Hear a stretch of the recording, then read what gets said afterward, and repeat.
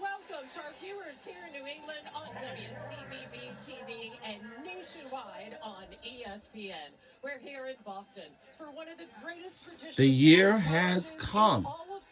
Welcome to the 129th Boston Marathon, presented by Bank of America. This is the 129th Boston Marathon, presented by Bank of America. We are live from Boston, Massachusetts. A day steeped in history and tradition. From the Patriots who started revolution here 250 years ago, to the athletes writing the next chapter with the intensity that matches this storied day, staring down the challenge, stirring up the courage, taking on what lies ahead.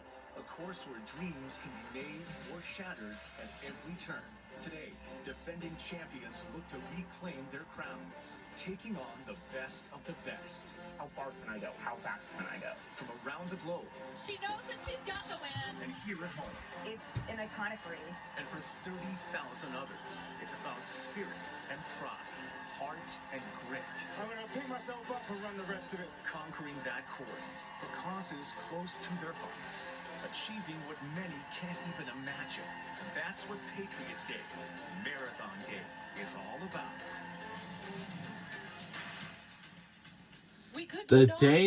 The year has come.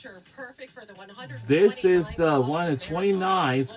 At the men's wheelchair racers who will begin the day. They will go off shortly. We are live in Boston, Massachusetts for this 129th Boston Marathon, presented by Bank of America. This is sort of like a race. We're kicking off an exciting day with some of the fastest athletes on the planet. The wheelchair races get going in just a few minutes. That men's start coming up almost right away, 9:06 a.m. Then the women start at 9:09.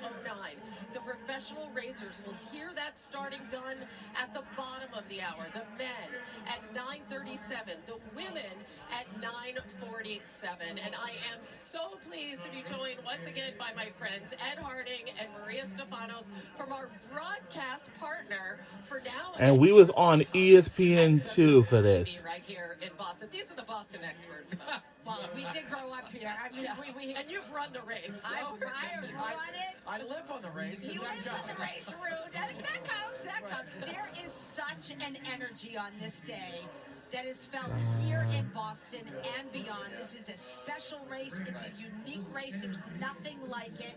The spectators, the runners, the whole city comes alive. It's amazing. It's always been that way, and the feel has always been strong here as you head toward the weekend. Today, all four champions from last year are back to defend their titles. Marcel Hoog, Eden Rainbow Cooper highlight the wheelchair races. Sasai Lema literally ran away with the race last year in the men's pro race, and Helen Obiri is going for her third straight. Let me say it again. Third straight Boston Marathon win this year. Yeah, she would just be the fifth in history to do that. On the race call again is our friend John Anderson, who has an all-star cast of his own. John, good morning. Happy race day. Good morning and Marathon Monday. Happy Marathon Monday to you, too. I watched those four champs, and I think, you know what, if we just got those four back, I could eat jelly. You're on donuts ESPN right now. too. It'll be a great race. Joined by Kerry Tullison, Olympian. Bev Keflezighi, Olympian. Amanda McGrory, Paralympian. I don't know what I'm doing here. I'm just going to make We sure are live in Boston, Your Massachusetts. wheelers are up first. They have the honors. Let's look at the women's race, because last year Eden Rainbow Cooper won. She was terrific, but not everybody was here. We got all the proper villains this time. The women's field is incredible this year. Eden Rainbow Cooper back to defend her championship. This is her first big win that she picked up last year and surprised a lot of people. We also have Catherine DeBrunner, who is making her Boston Marathon debut, Paris Paralympic champion, and she's a world record holder here. She just picked up a win in Tokyo and set the course record. She now holds every other course record across the majors except for Boston. And Susanna Scaroni from the United States. She won here in 2023. She picked up 4 medals at the Paris Paralympic Games. She won the New York City Marathon in 2024. And this is going to be a great race. She had a little shoulder issue, missed last year's race. And then on the men's side, like, there are a lot of dudes, but there's only one with a capital D, and that's Marcel Hoog. He is so D with the dominant on this course. Dominant with the D on this course. He's so strong here. He's going for his 8th win today. He set the course record the past 2 years. He's the Paralympic champion in the marathon. Daniel Romachuk is maybe the only person, I think, who could give him a challenge on this course. He picked up the gold medal in the 5,000 meter on the track in Paris, but also is the 2024 New York City Marathon champion.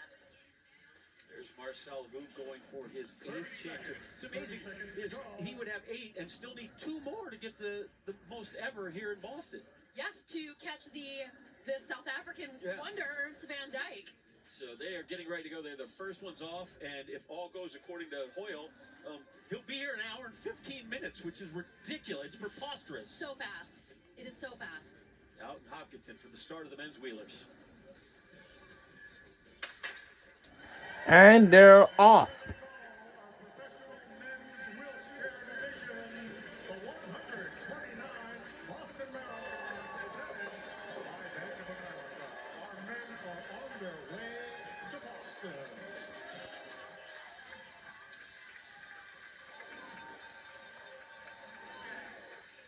So we celebrate the 50th anniversary of this race, 1975, Bob. Wow, this is the 50th anniversary. Wow.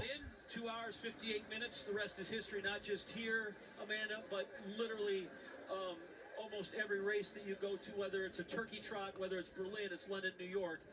Bob is a seminal figure in wheelchair racing. Bob Hall is such a trailblazer in the sport. Racing here 50 years ago, that is so amazing to think of. And then made a name for himself beyond that as a racing chair manufacturer. He developed one of the first designs, but a lot of athletes got their starts racing in Bob Hall built racing wheelchairs. Take a look at the full men's wheelchair division, the professional field. Marcel Hoog, John Boy Smith, Daniel Romachuk, who's won here twice before. Now we have the women's now. Women's race will come up. Hey, they start about 3 minutes after the men as we take a look. Susanna Scaroni right there. She said missed the race last year because of shoulder injury. Said just needed to take some time off. Sho Watanabe, he's got quite a resume in this sport. Sho's super strong. He was 4th here last year in Boston. He hasn't picked up a win at a major yet, but he is consistently really strong, really good in that 3rd place to 6th place position, and this could be his day. Yetzi Plot, the Dutch could figure big in this race. Yetzi is a little bit new to the marathon field, but not an inexperienced athlete. He comes from the para-triathlon world and won gold in the para-triathlon in Paris. That first mile, all downhill, seems so exciting. Like, oh, this is the best race ever. Eventually, they have to go uphill. We go back to the starting line as the women will get ready. As I said, they're going to go at 9:09, so we've got about a minute as they've lined up and ready to go. How are my nerves if I'm there right now? You're trying to stay calm. Boston is such an interesting race because it starts with this super steep downhill. So most races, you get a chance to kind of warm up and get moving. But Boston, you are going from 0 to 40 miles an hour in 10 seconds. So there are a lot of times gravity's your friend. A lot of times gravity is your friend. Yeah, mile 17, gravity's not your friend. No. And it is tricky here going from a stop to moving that quickly.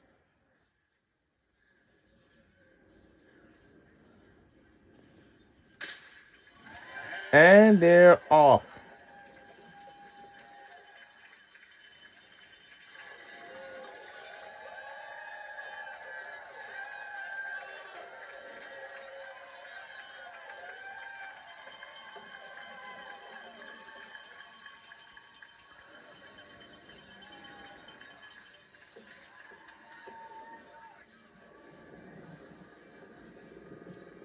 Talk about what an ideal day it is for racing. The last 2 years, Marcel Hoog has set the course record. The women's course record, set by Manuel Schar, has stood since 2017, which seems like an eternity that somebody hasn't broken 1:28.17.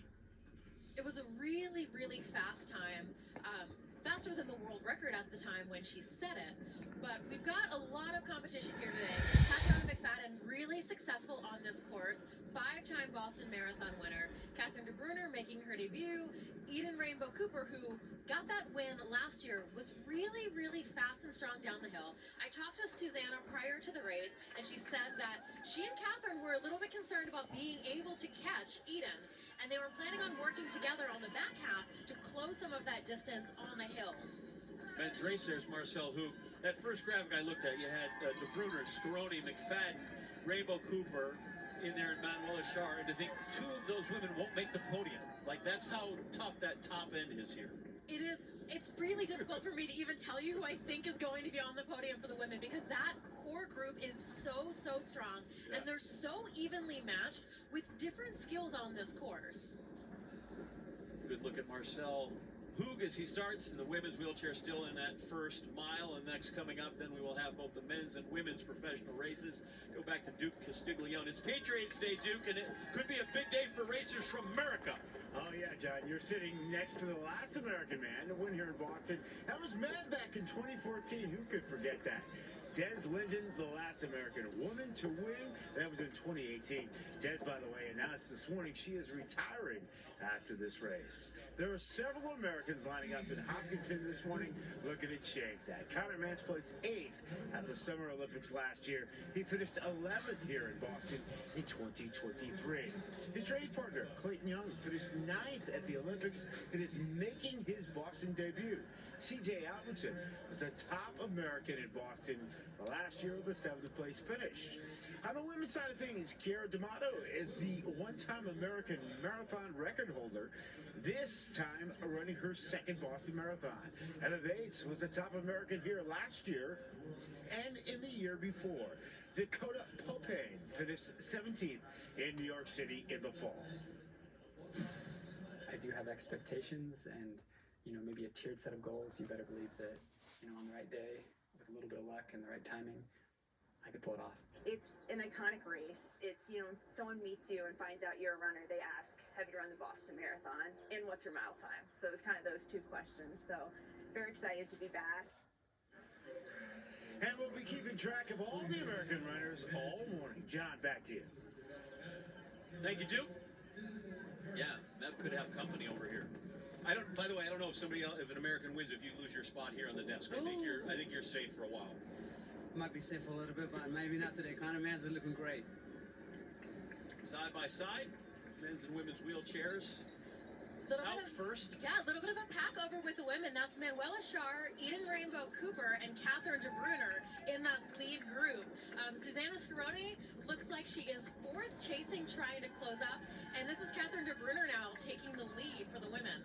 So explain to me so downhill's one thing. You have athletes who are better climbers, some that are better coasters. So, that Susanna Scaroni's not there right now. Do I care? It's early. It's early. What favors her? This is okay. Susanna's really, she's lightweight, which means she's had a hard time coasting with some of the heavier women down the hill. But that means that her strength to weight ratio is really, really good when she hits the climbs. And you can see her right now. Her arms are moving so much faster than everyone else's. She's closing on that pack really, really quickly. This is where she excels, so I wouldn't worry too much. I ask you this all the time. Do we ever share the work, or are you happy to let those people out front be out front? You want to be tucked in, especially for Susanna. Her best move is if she can get tucked in before they hit the next downhill to let the other women pull her down that hill. Easy part there. Everybody's trying to get here. By the way, this is the best way to do a marathon. Get at the finish and just let everybody come to you. Okay? That's just if anybody wants. Bev, you've been doing it wrong all these years. I hate to correct you now. But there's Marcel Hoog, unmistakable. Carrie and I hosted a panel over at the Boston Marathon Expo. And some woman asked, what was the kit? What was everybody going to be wearing? And Marcel, well, I have a black bodysuit, but then I wear this silver.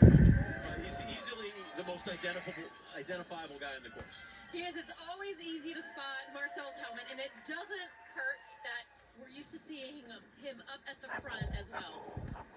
Marcel Hug going for his 8th win here in Boston. That would go with 9 wins in Berlin, 6 in New York and London, 5 in Chicago, 3 in Tokyo, and oh, by the way, he's won the Olympic marathon 3 times too. They're through 6K, at least that's what the math says to me. You're watching the 129th Boston Marathon on ESPN2 WCVB TV. We're back with more after this. Happy Marathon Monday, everybody.